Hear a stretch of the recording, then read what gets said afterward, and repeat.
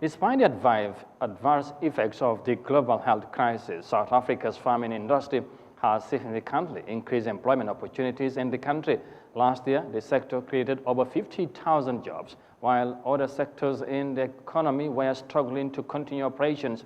While young people are being attracted to venture in agriculture, operators are working on plans to sustain the new trend amid the high cost of inputs.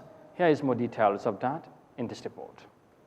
Employment in the agricultural sector declined by 23,000 in the last quarter, but there was a 7% increase year-on-year, with 52,000 jobs created in the agricultural sector in the last year, taking overall employment close to 850,000. The gains were concentrated in primary agriculture.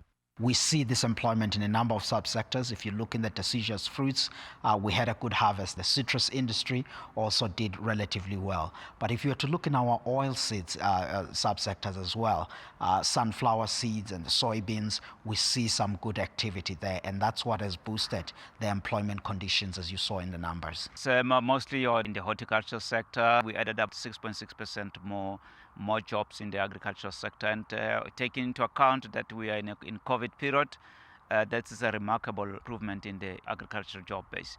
So with improving conditions and also improving infrastructure that should be repaired, especially the parts of KZN, we should see employment figures improving in the years ahead as production increases. During COVID, agriculture made a solid contribution to GDP and managed to hold on to jobs, while most other sectors of the economy were cutting back. We've seen more training going into the sector, seeing farmers retaining the best, employees, because in this environment you need, those skills to, increase production or also maintain, the current levels of, services that labor can provide. So there has been a modest improvement in the skills levels in the agricultural space.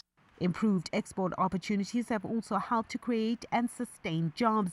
In the meantime, higher commodity prices are supporting farmers hit heavily by input cost increases.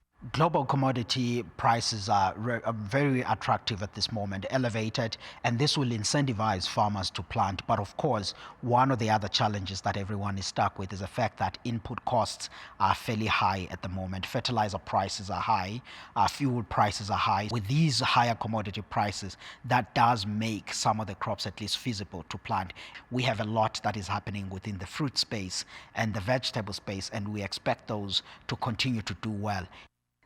The improvement in jobs is a good sign. It's also an indication that more younger people are getting into agriculture, especially with new technologies coming on board.